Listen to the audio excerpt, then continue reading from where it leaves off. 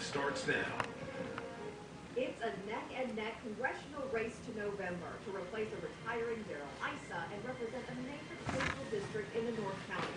From a heavy military presence in Camp Pendleton to exclusive coastal communities in Encinitas and Carlsbad to working-class Republicans and Democrats in Vista and Oceanside, Congressional District 49 is a microcosm of California. And with such a large representation of people comes highly contested issues. Immigration, gun control, the military, environment, just to name a few. Who is the best candidate to lead, make tough choices, and make District 49 better? Good evening, and thank you very much for joining us. Welcome to the NBC 7 49th District Debate. I'm Mark Mullen. I'm Catherine Garcia. Let's get started by welcoming our candidates tonight for the 49th District. Republican Diane Harkey is the chairwoman of the State Board of Equalization. She served 3 terms in the California State Assembly, representing the 73rd District. She lives in Dana Point.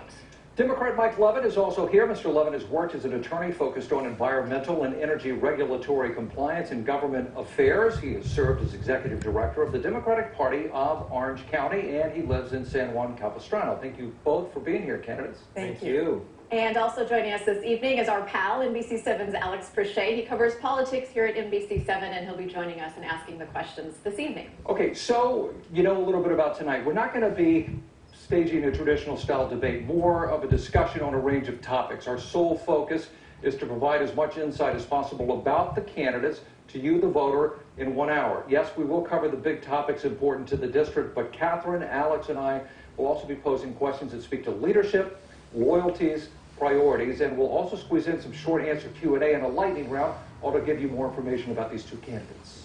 And we also wanted to hear some questions directly from the voters. So we're going to be checking in with our live debate audience at MiraCosta College in Oceanside. There they are, all in place, students and some other voters as well watching along. Again, they're going to have some questions for the candidates as well. So, should we get started? Let's get started. Let's get started. In many voters' minds, this midterm election is really a referendum on President Trump. I'd like to know if you believe the current administration's policies are moving our country forward or backward. In other words, is the country in better shape because President Trump is in office? And Mr. Levin, we'll start with you. Well, first of all, thanks so much to NBC7 and thanks to MiraCosta College. I also have to thank my wonderful wife, Chrissy, who's watching at home with our 2 young kids. You know, I am running as a clean energy advocate and environmental attorney with deep background trying to protect our air quality and our water quality. And no, in that regard in particular, I do not think the Trump administration is headed in the right direction. I believe in an environmental protection agency that actually wants to protect the environment, not one that wants to bring back lead paint and mercury and asbestos, one that wants to drill off the California coast. In our district, which goes all the way from Dana Point down to Del Mar and UC San Diego, has 52 miles of coastline. And I think you need a member of Congress who's going to roll up their sleeves and try to solve problems, not create more of them. I'm tired of the toxicity. I'm tired of the hyper-partisanship that we're seeing in Washington, D.C. And you know, my wife and I always tell our 6-year-old and our 4-year-old, don't lie, don't bully, always treat people with respect. And for our 6-year-old, he now has homework. We tell him, be prepared and study and do your homework. If that's good enough for our 6-year-old and our 4-year-old, it's certainly good enough for our leaders in Washington, D.C., which includes our president and the members of the House. Ms. Harkey, do you believe that the current administration's policies are moving our country forward or backward? I don't think you can deny that economically we are moving forward. We've got the lowest unemployment. We've got huge job creation. The biggest problem we have in this district is finding qualified people for the positions, and that's a good thing to have. I mean, 9.2% unemployment growth across the nation is not bad. People's 401ks, their pensions, everything's doing much better now because of the reforms that have taken place. So on that aspect, I think, you know, we're 100% in agreement. I don't approve of offshore drilling. I have been involved in this district. Actually, I've lived here almost all of my adult life. I've lived in Southern California since I was 9 years old, and in this district most of my adult life. And I've worked as a mayor on ocean water quality issues, you know, on runoff from development. We worked on Salt Creek development, or a plant rather, to clean up that water. I've worked on issues to clean up beaches that have been stagnant, where there's been no circulation due to breakwaters or whatever. I've done a lot in those areas, and I also helped to work on issues with the New River, with who is now supervisor in Riverside County, V. Manny Perez. We worked on an issue with him. So I do believe we are making progress. I do think that in a lot of environmental issues, California is just going to be a little bit different, and we need to understand that. I've worked in the legislature. I understand what we do. And I understand the way the votes are crafted. And right now, I think that on the economy and on issues overall, we're doing a very good job. I think you can't deny that we finally got a new NAFTA, which will be good, I think, for all three countries. Very excited about that. So there are a lot of positive momentum. Some people don't like his style, which is pretty New York and in your face, and I'd like a less treating, but I would say that, on substance, on the economy, which hits people's pockets, that's what's important right now, and we need to keep that going. There is no doubt that you all must have seen the Kavanaugh hearings, and it's hard to find an example which illustrates the divisiveness and rancor which can exist in the Senate, in Congress, and in American politics today.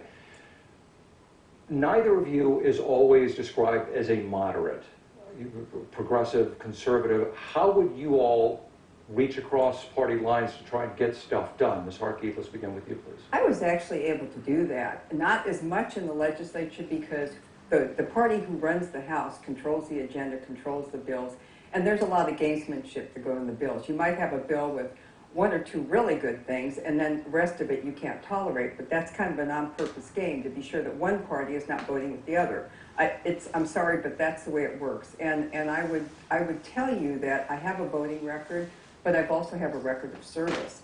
And so I worked across the aisle. I was able to get improvements in public safety funding, help with some of the public safety officers' pension plans.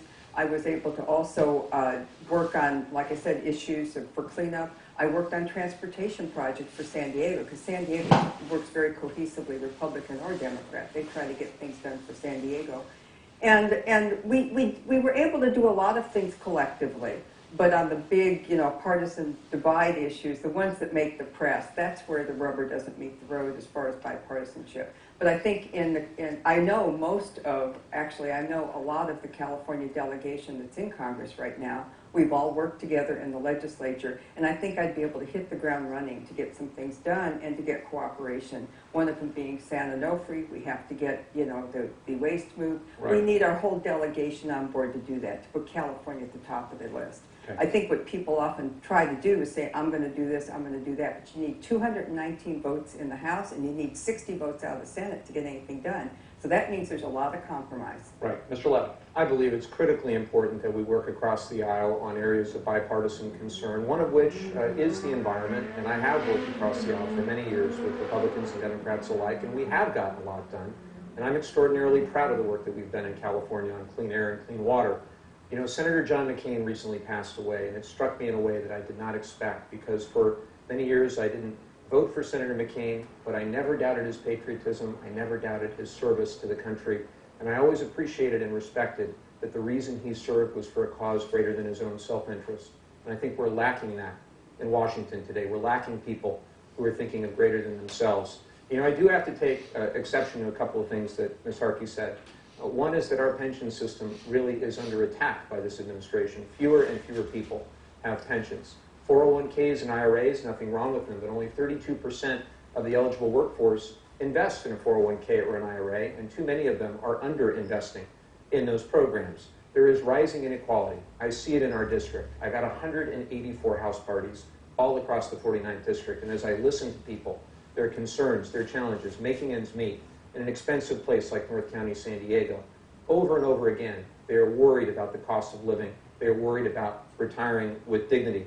Ms. Harkey, in the California legislature, did vote to make it easier to drill off the California coast, regardless of what she chooses to say this evening. And she also recently told the San Diego Union Tribune that she could not determine conclusively whether the climate was changing or whether man was causing climate change. We have scientists in our district all around who can make it perfectly clear. We have to listen to those scientists, And when you're a legislator, particularly when you're a member of Congress, you don't have the luxury of being uninformed. We need members of Congress who will work with our scientists, who will believe that we have to reduce our emissions, that we've got to clean up our air, our water. I think the time has passed for allowing the polluters to write our climate policies. Ms. Harker, do you want to respond to that? I certainly do. You know, he says he's worked across the aisle. He's lobbied across the aisle. He was a lobbyist. He has never cast a vote. He's never served a constituent. So I take a little bit of issue with that. When it comes time and the rubber meets the road, you have to cast those tough votes. There's a lot pulling on you, and you have to determine what part of a bill or all of it that you can support. And what I've seen up in Sacramento and what I see in D.C. is everybody walking lockstep in with their party leadership. And I have chosen not to do that on many occasions where it mattered for my district and the people I serve. And I would just say that when we had the tax reform bill that came, I went back to D.C. and I went with Sebastian Ridley Thomas to get a better deal for California and to get a better deal for our district. And we were able to accomplish a few things. And so I'm just saying, you know, as far as drilling off the coast, I never approved drilling off the coast. Yeah, I do approve drilling inland, like in the Bakersfield area and those areas. There's nothing wrong with that. We do, but not off the coast. And for climate change, I believe the climate's changing, but I'm not a scientist. And unfortunately, you get lobbied heavily. And Mr. Levin has been lobbied heavier because he lobbies. That's what he does. So it's in his best interest to support things that pad his pocket, such as, you know, clean energy and hydrogen. Ask him about his hydrogen highway. Excuse me, there's a bug here. Ask him about his hydrogen highway that the state is funding now. $100 million going to put hydrogen fuel stations up and down the state for his hydrogen car. So I'm just saying, this is not the time to say he's cast a vote. He's never cast a vote. And as for the pensions, the stock market's up, 401k's up, stock market and investors in pensions are in the stock market, our pension plans, they do much better when stock market's up. They do much better when the economy's humming because they need those revenues. So, you know, I think that, you know, it's clear here. I've cast the votes. I've made the tough decisions. I've had to make some really hard decisions. But the regulatory environment that we've got in California and the huge tax burden is what keeps things depressed here. And as far as housing and other things, if we didn't have such strict regulations, we just added at the state another. You're gonna have to hop in here. Okay, but $10,000 for Hold on a second. I'm gonna hop in here, if you don't mind. So we wanted to move on to immigration. Catherine, did you have a question on that in response? Yeah, I mean, obviously this is a huge topic that affects us greatly here in this area, in this district. A report issued just today by the Department of Homeland Security's Inspector General says that that department was not ready to carry out the Trump administration's family separation policy, and some of the government's practices, in fact, made this problem worse. I'm hoping that you can share with us your assessment of that situation, how it unfolded, the migrant children crisis, and then what policies and procedures would you support in the future should we have another influx, a wave of families seeking asylum in this country? Mr. Levin, we'll start with you. Well, I think it is important very quickly that I do correct the record. I am not a lobbyist. I've never been a registered lobbyist. I am an advocate, however, for clean air and clean water, and I rightfully will continue that work because I think it's critical.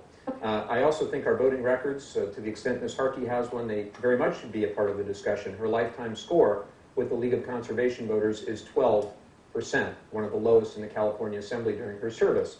As far as immigration goes, I don't think we should be using Dreamers as bargaining chips, and I don't think we need a wall. I think there are cheaper and simpler ways for us to secure the border. I also believe we need to treat people with dignity and respect. You know, my grandparents on my mother's side were Mexican immigrants. They came to this country when they were very young. My grandfather was 11 years old. My grandmother was only 3 years old. And my mother likes to call them the dreamers of their day. They worked extraordinarily hard, and their American dream eventually resulted in them starting a small business, a jukebox rental business. They sent all 5 of their girls to college, including my mom, who became the first in the family with an advanced degree.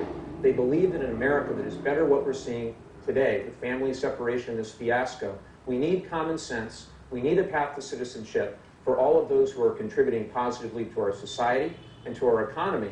And Ms. Harkey doesn't even support a path to citizenship for Dreamers. I'm specifically asking, though, what will you do if we see another wave of these families? How will you handle this this sort of With situation? humanity and decency, which is what we've done in this country for 240 years, not by sending people to some temporary tent city fiasco in Texas or by treating them as though they're subhuman. Ultimately, you need someone who acts with empathy, responsibility, and decency, and I don't see that from the other side. Ms. Harkey started her political career in 2005 by funding a ballot measure to create a state deportation force. She then went on to vote against, really on the fringe of radical immigration policies all these years. Most recently has been backed by a group that the Southern Poverty Law Center calls an anti-immigrant hate group. So, Ms. Harkey, I'm sure you want to address that, but also can you specifically tell us what you would do in the future to handle this sort of situation at the border? Okay, nobody was prepared for what happened. And I believe there was a little mayhem that created a bad situation, made a bad situation worse. So it's very important that the children were taken care of. The separation of families, nobody liked. But the bottom line is this has been going on for years, and it occurred under the Obama administration. I believe the Obama administration deported a lot of people, if I don't have the facts right here. But what I want to talk to is more... So what would you do in the future with this happen? Okay, very, very important. There were 192 votes to do an immigration reform bill. There were no Democrats at the table. So if they really want to fix this, they get to the table and start negotiating, because we only have 2 senators. And so we need those senators involved. We also need all of our congressional people involved. You have to get votes out of the House. This bill took care of DACA, took care of pathway to citizenship for DACA, and in fact, gave them like a 6-month or a 6-year rather visa, permanent visa, and then that was renewable. In the meantime, they could have applied for citizenship like everybody else, but it was tied to building the wall. And let me tell you why the wall was really important is because right now we have a crisis at the border with drug running, human trafficking, and money laundering. And you don't have to believe me. You can read Kamala Harris's report, 2014, on transnational gangs. California the border is just prolific with this, and we need to arrest that. We can't keep that. It used to be that we had immigration was one thing. That's a policy. That's a statute. But national security and border security was totally separate topic. Now they've been mixed together, and so the wall or some kind of safety is necessary. And it's not to keep people out; it's to keep criminals and gang members out. And the immigration policy took care of DACA, took care of visas, took care of H-1B visas, took care of H-2A visas, temporary visas for people coming back and forth across the border for work, took care of the farm workers who have been here for 20 years that the ag industry doesn't want to have to replace after they've had them on the job. It took care of that. I was called allowing amnesty for supporting this, but it was not amnesty. It was actually resolving an issue and putting in safeguards for workforce development and other things that we really do need. And we couldn't get any Democrats at the table. And do not tell me they're not going to bring this up every 2 years and tell us that we're racist or something's wrong. We're trying to get this done, and I will work to get this done. That's one of my centerpieces of my campaign. Okay, let's keep pressing ahead because we have a lot of area to cover, including military and foreign policy. Camp Pendleton, of course, is in the 49th district. So at this point, I was looking at the statistics in preparing for this debate tonight, and learned that more than 2/3 of reported veteran suicides are of men over the ages of, clearly over the age of 50, Vietnam era. It also comes at a time when more and more veterans groups are really concerned about PTSD among much younger veterans. It seems to be an issue that really needs to be addressed, but not everybody's getting the care that they need, and it's critical, according to so many. How would you all address this, Mr. Levin? Well, it would be an extraordinary honor to get to serve in a district with Camp Pendleton, and I will always keep the readiness and preparation of our fine troops there at the front of mind if I'm so honored to serve. What I can tell you is that there are efforts underway to try to privatize the VA, and we should fight those efforts because ultimately the VA is a world-class administrator of medical care specifically for the needs of veterans, and we've got to do everything we can to enhance and protect the VA rather than trying to privatize it. Just the same, I've committed to hiring a full-time liaison with local military experience in my district office whose sole responsibility would be to interact with our local military community, our veterans, our active duty men and women who are serving us so bravely. We need to serve them as well as they are serving us. And I'm extraordinarily honored that we've started a Veterans Committee. It's headed by a Brigadier General in the Marines. It's also got representation from the Navy and the Army. We have to do all we can, again, to serve those who are serving us. And in this district, that's at the very top of mind, and I will never forget the sacrifices they're making. I'll do everything I can to try to improve access to housing and mental health. We absolutely must have more HUD-VASH vouchers, the formula that the Housing and Urban Development Department uses right now, disproportionately hurts North County, San Diego. We've got 2,000 homeless in the district. Right. Recently had an opportunity to tour at Interfaith in Oceanside, where they're providing temporary housing for veterans. And I can tell you that we have the need for more of those Veterans Assistance VASH vouchers, and we're not getting our fair share. Okay. We've got to fix that. Very well. Ms. Harkey? Okay, can you repeat the question? Absolutely. Because I kind of get lost in his answer. Absolutely. PTSD seems to be such a chronic problem that is simply not being addressed. I mean, ever since the days of World War I, they all called it something different. So it's nothing new, but the realization of it is we're more aware of it, and apparently more people need problems. What would you do to help? Well, I'm really involved in mental health issues. I happen to have a family member that had a form of PTSD. It was not caused by war or whatnot, but it was very, very real. Paranoia, schizophrenia is very, very real. And the depression that often comes with PTSD. Mental health issues, the brain is an organ, just like any other organ in the body.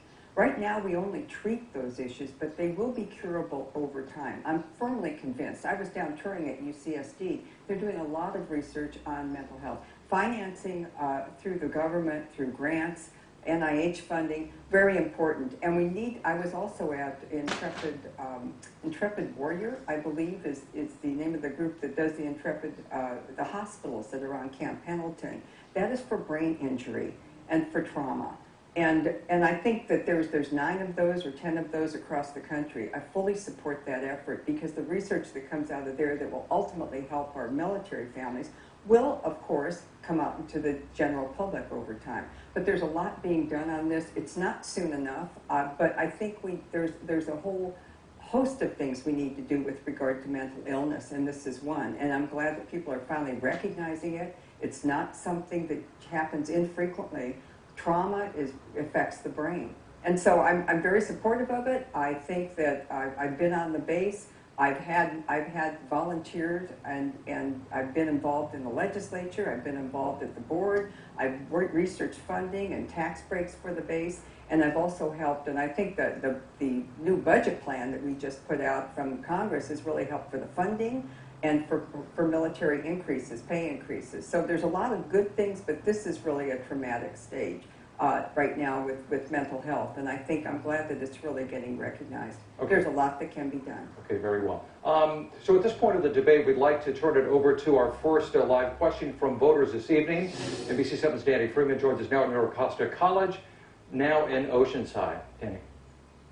Hey guys, that's right. As you can see, we have a pretty packed house here at Mira Costa College here in Oceanside. A number of Harkey supporters, a number of Levin supporters, but we want to get right into some questions from the audience that we've been taking all evening on note cards. First, we have Mark Mendoza. You're 22 years old, from Oceanside, at the moment undecided. Mark, your question for the candidates. Yeah, my question is, many graduates experience difficulty in finding relevant employment when they enter the workforce. Gainful employment regulations withhold federal funding from programs whose graduates have significantly more student debt than their earnings potential. The Trump administration has recently proposed to rescind gainful employment regulations. How should Congress ensure that students are able to pay off their loans and find gainful employment?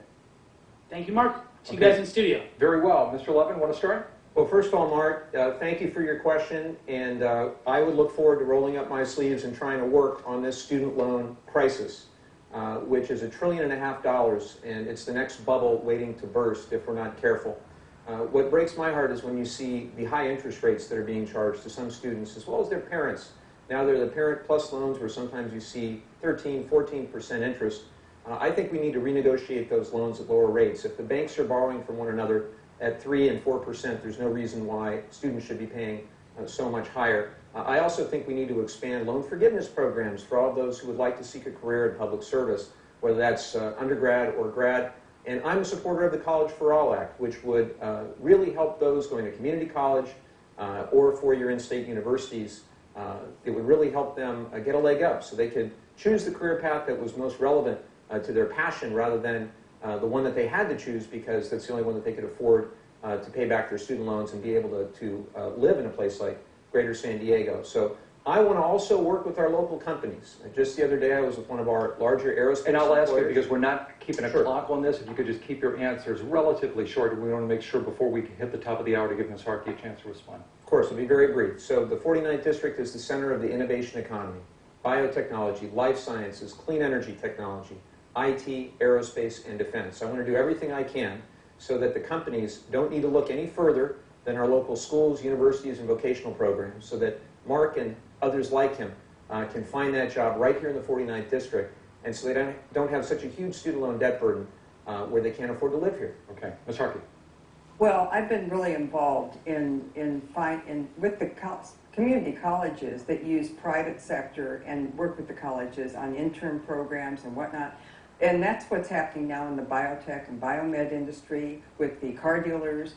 Everybody seems to be wanting to get involved, and I'm encouraging it to get involved public-private partnerships so that the students are getting the skills they need for the jobs that are available. And especially in MiraCosta College, I know they're working closely with the biotech community for manufacturing jobs and other things that will clean manufacturing that we need. And they're having trouble right now finding employers or finding people for the jobs that they have. And so it's better if they can hire within the district rather than trying to get people coming from out of the state because of our high cost of living and other things. So there's a lot of programs going on. As far as the student loans, I think it's shameful that kids have been led down this path of putting a mortgage on themselves, in essence, before they even get out of school. And I think that, we need to have a little bit more discipline in the program. I do agree that the interest rates need to be reduced for this. This is not something that should cripple kids coming out of school. And I do believe, though, that we need to have more, and the public service is great, but we need to have more professions that people can get into and be sure that they're taking the courses they need to get a job when they get out of college. Okay. If I may, if you want to get anything done about this problem, you've got to have members of Congress who will stand up to Betsy DeVos. And I will, and I don't think the Republicans in Congress will. Talking about President Trump's education secretary. So we're going to give the candidates, give you guys a quick break. And when we come back, we're going to have a rapid fire round, talk about some more big issues. So we'll be right back. Stay with us.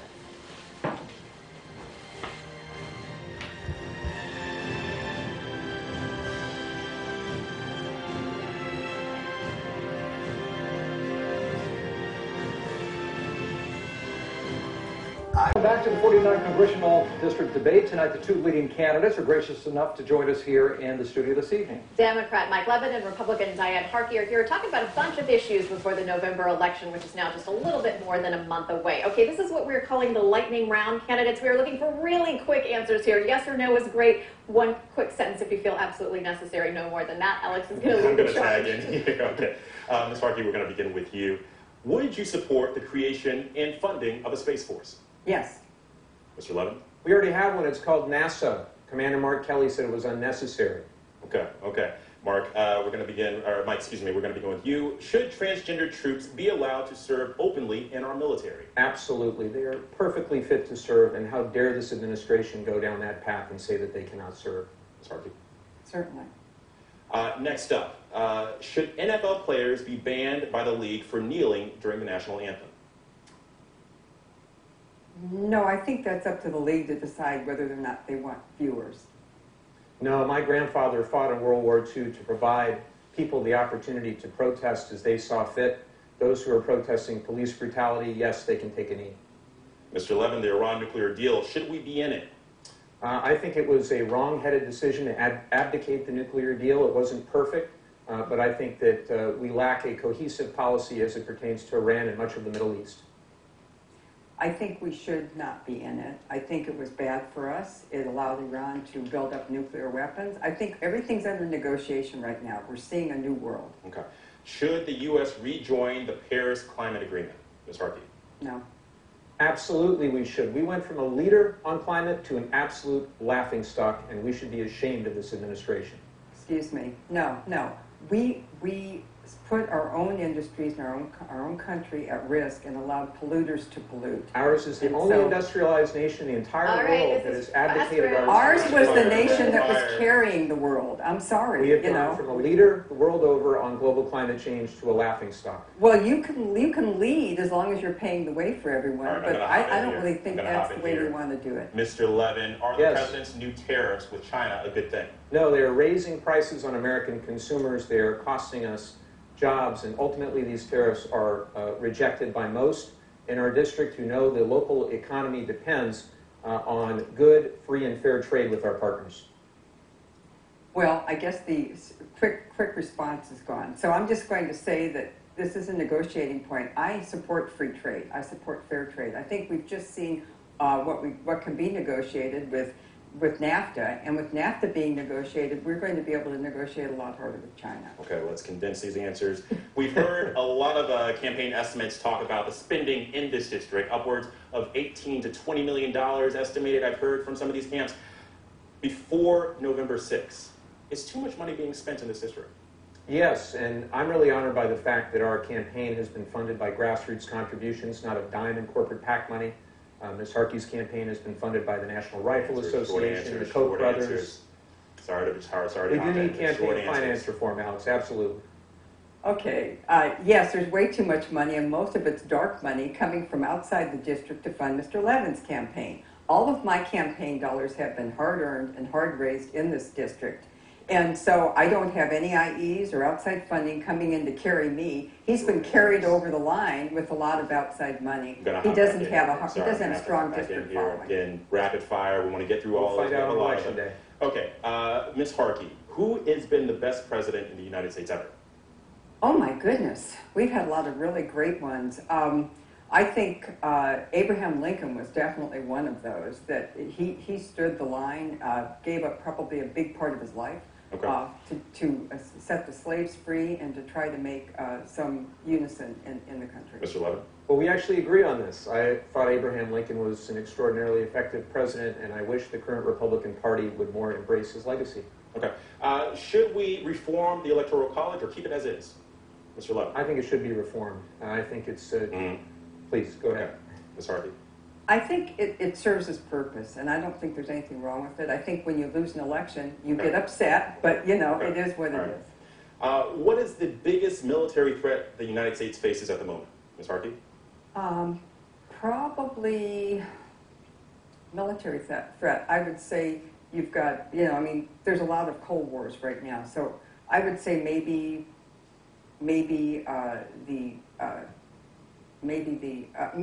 pardon me, I'm just trying to think. There's so many little threats around the world.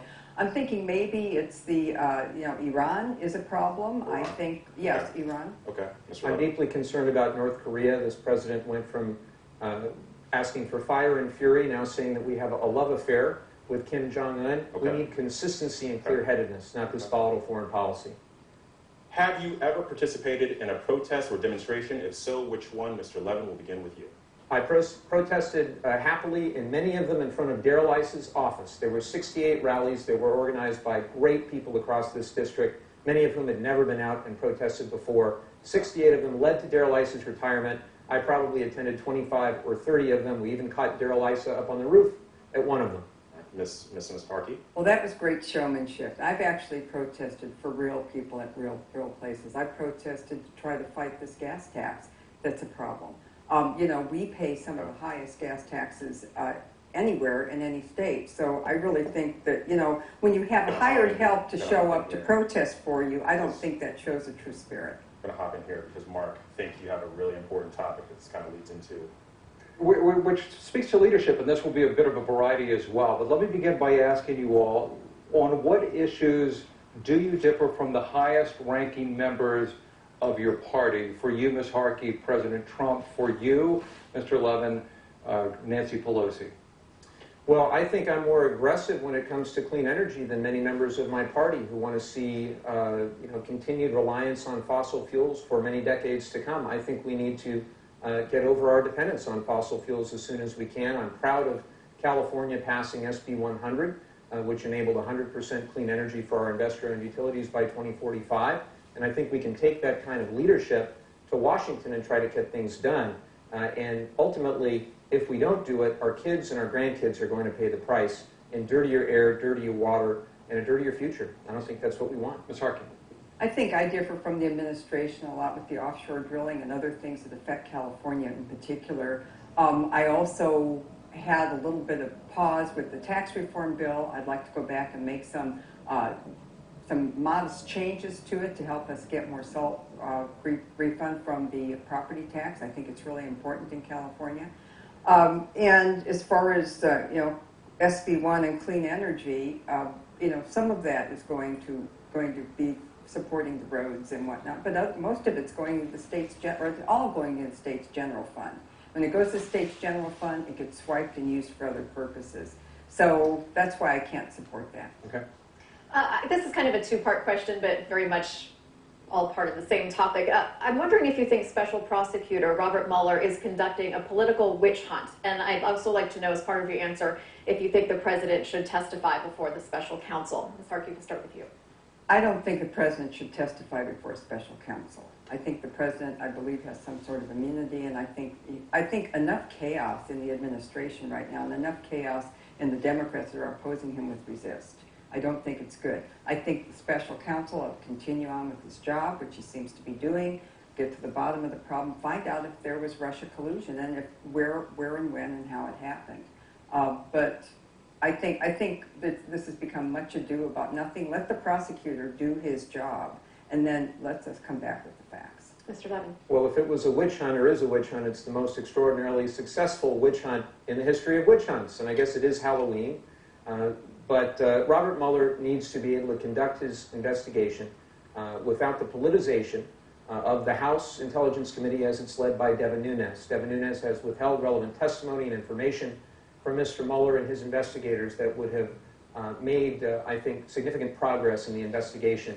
I worry a lot when I see the House not upholding its constitutional responsibility to try to be a fair arbiter of the facts and get to the truth. And I'll be very pleased if Democrats retake the House that my friend, Congressmember Adam Schiff, who was the first member of the House to endorse me, became chair of the House Intelligence Committee. Because I can tell you that he would share relevant evidence and relevant testimony with Mr. Mueller and the investigative team. We would try to get to the truth. Subpoenas would actually mean something, and I think the country would be a whole lot better off once we found out what really happened in the 2016 We need to election. go back to this. We need to go back to this. I believe the House committee has requested unredacted documents that they've not been able to procure. So the House should be able to do this. This is part of their investigative process. And as far as, uniting with Mr. Schiff or whatever, their whole purpose to get elected and flip the House is to conduct impeachment hearings. Now, we don't need impeachment hearings, 2 years of impeachment hearings. You have to get it out of the House first. Then you'll need 60 votes out of the Senate to impeach. It's a waste of time, no matter how you feel about it. It throws our country in chaos. We do not need the chaos. He's an impeachment. I do not seek impeachment. Yes, you do. No, yes, I do not, excuse me. I only seek justice Mike, and the truth. Mike, I'm sorry, but look at the Pinocchio book. When you say things that aren't true, something's going to happen and it won't be good. You support impeachment. I'm not running on an impeachment platform. Well, your leader is running on an impeachment program, running- and they're all trying to keep it quiet because they want to get there and create chaos. We need to calm things down in this nation. Very important that we just, if you want to re-elect another president at some point, wait till the term is up. Okay, last word to you, If- Mr. Levin, if then I we're going to may. move on. One sentence or two, and then we got to get moving. It was Congressmember Darrell Issa who wrote a book released in 2016 called Watchdog. I actually read the book in anticipation of running against Mr. Issa, and he said that one of the key responsibilities of the legislative branch was to be a check on the executive in case the executive attempted to run amok. Now, he was writing in the context of President Obama, who he called the most corrupt president. Now, think about that. He called Barack Obama the most corrupt president. And now that Donald Trump, with the Emoluments Clause violations and everything else that we're seeing, all the smoke that's there, we just need to know where it's going to lead. We need to get to the truth. Right. Mr. Levin, do you believe in the existence of a deep state? No, I don't. I think that if anything, this president of this administration perhaps is attempting to create one. Ms. Harkey? A deep state. There is a deep state, and let me tell you what happens. If you set the apple cart, you have to find the people in the state government that are willing to work with you. And I think a lot of this constant back and forth is not helpful. You don't want to get people afraid to come on your side and work with you. And I was able to work very, very well in the state of California by working with staff, finding the members that would work with me, and finding the staff members that would help me. And that's the way to get things done. I think that there is people are afraid. They're afraid of their job. I do believe that there's been a lot of mayhem in the FBI leadership, not in the rank and file. And, that's what happens, I think, over time. People get the feeling like they are the elected person and they should monitor. But the people elect the Congress people and the senators and the president. And this president was elected.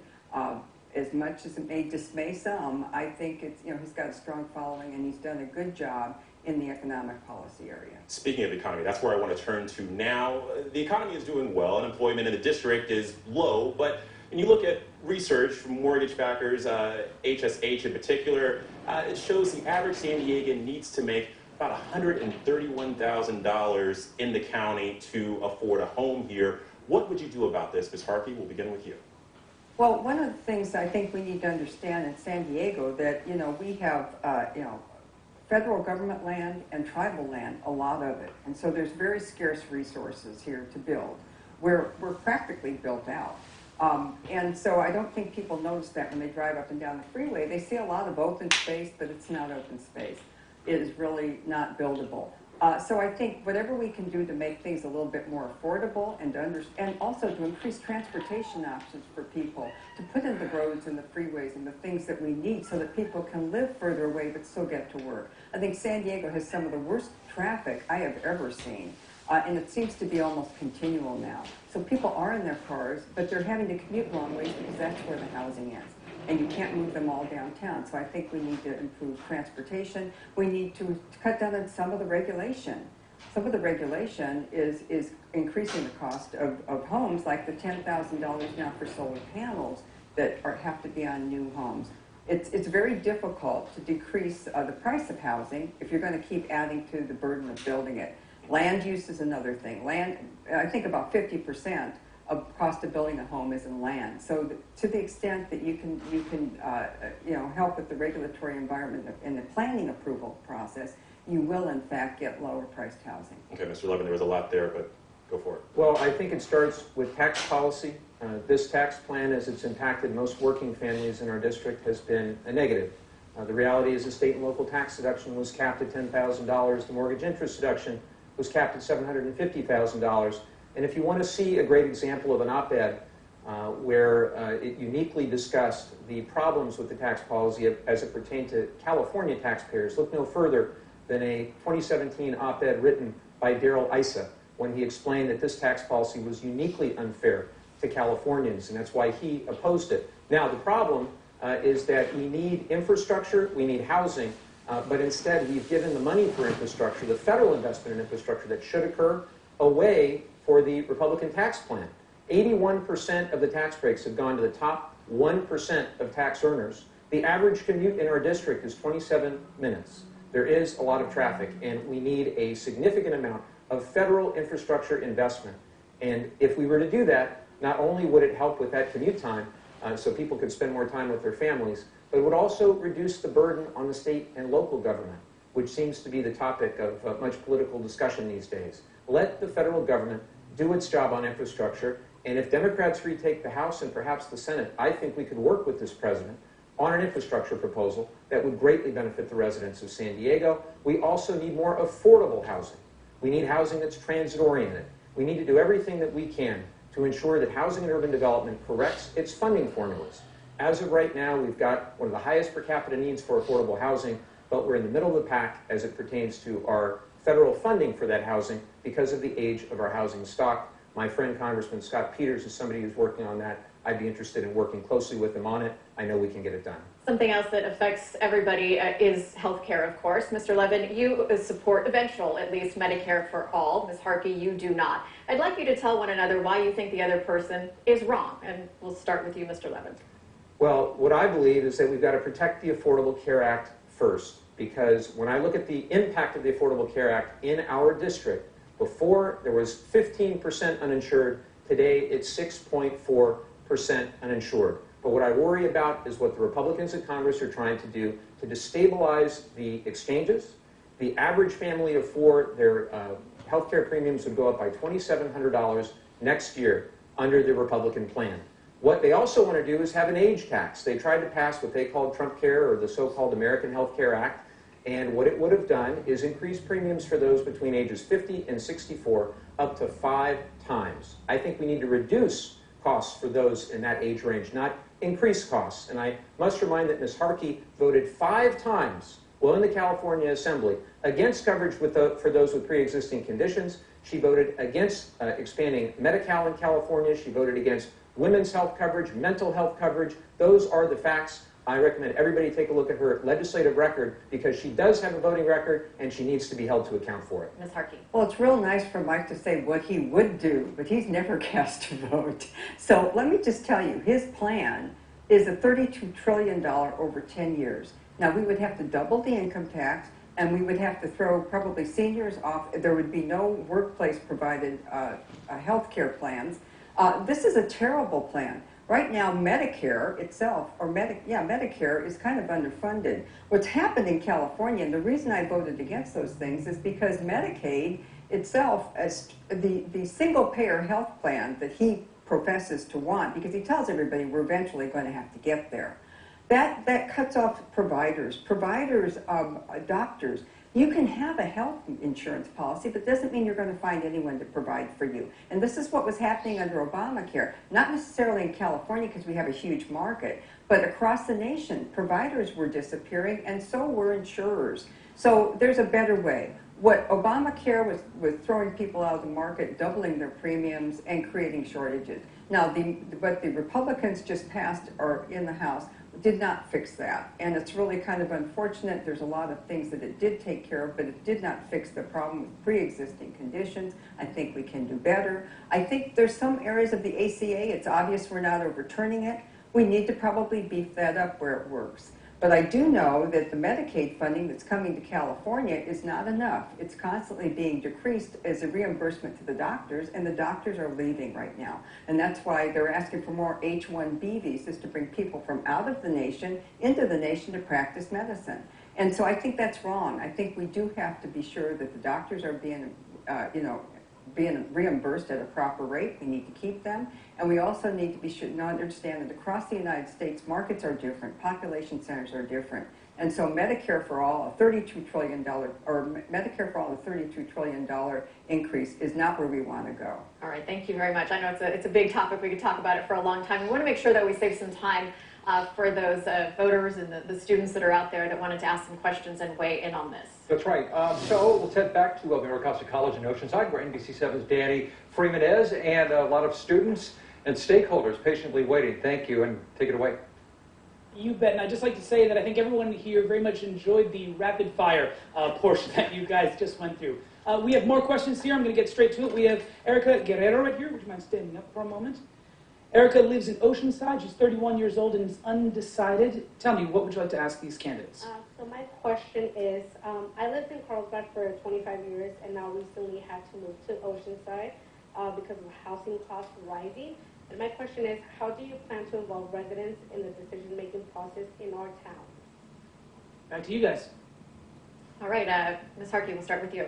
Well, I guess I'm not sure which decision-making process, but I've always held a lot of community open houses and other things. I've always come back to the district, as I do now on the State Board of Equalization. I travel around the district and explain tax policy and other things that are useful. When I was in the legislature, we had town halls. We had teletown halls as well, so that if you couldn't get to them, you could at least hear us talk. There's a lot of ways to communicate, and I've always worked with my constituents. I'm a bit of a populist.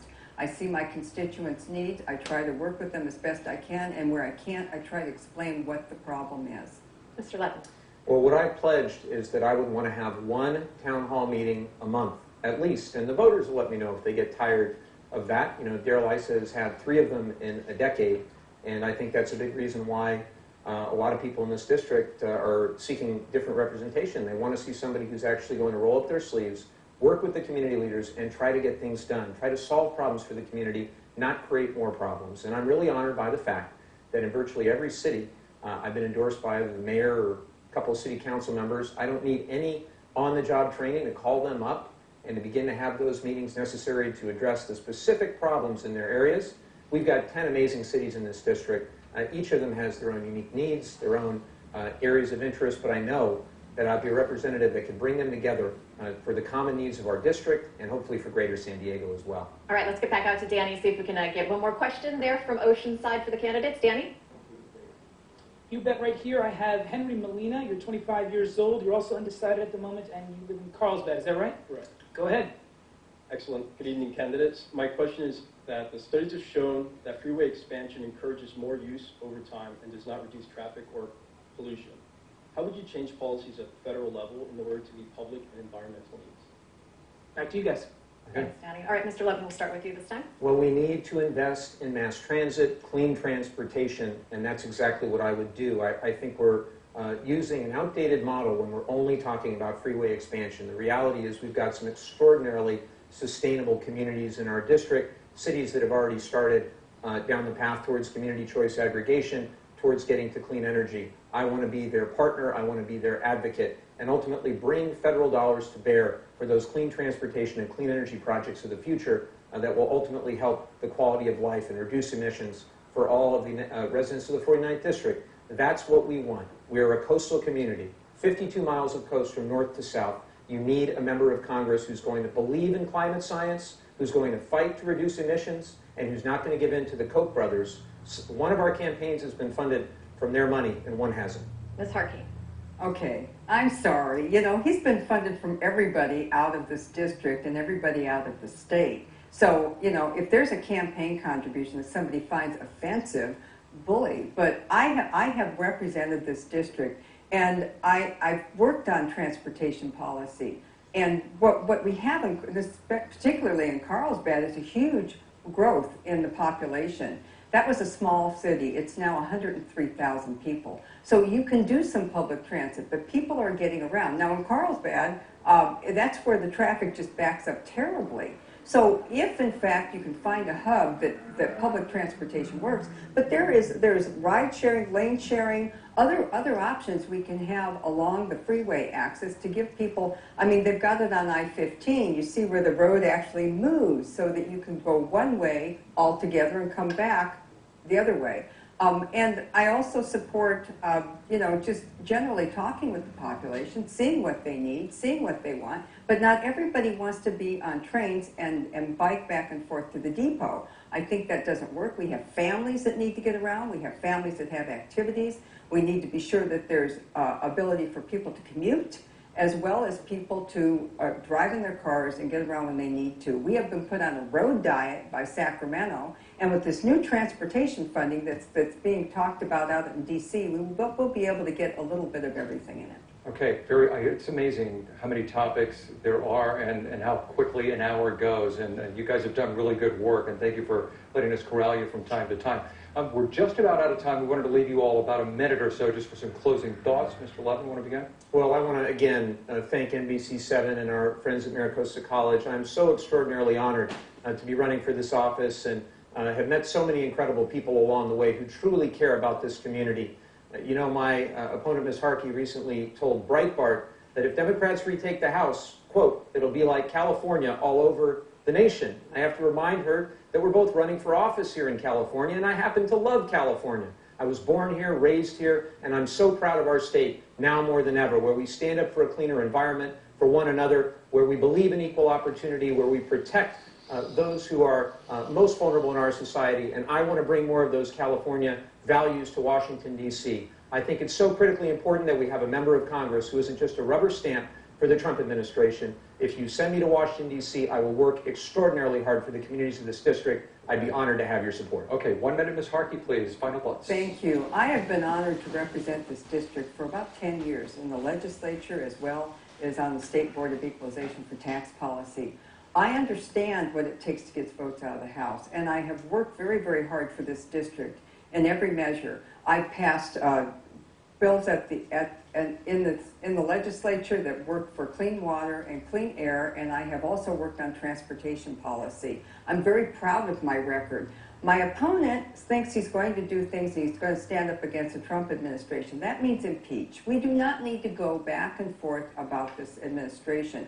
I do believe that Nancy Pelosi is very, very regimented in keeping her caucus together. So anytime you think that he's going Ms. to Harkey, I'm sorry, oppose time's that, up. it's just not going to happen. I've worked for you. commercial I'm break honored is to be here. end you all. Thank you That's all so the much. time I we ask have. for your vote. We appreciate it, and Thank again, you. sorry for the time limits. It goes really quickly for sure. Special thanks to both the candidates for being here with us this evening. Alex for helping facilitate the questions with Mark and I. And we also want to thank everyone at Mira Costa College with your terrific questions. And we'll have more voter reaction from there coming up on the news at 11 o'clock. Remember, Election Day is November 6th. From everyone here at NBC7, thanks very much for watching. Have a terrific night. See you at 11. And then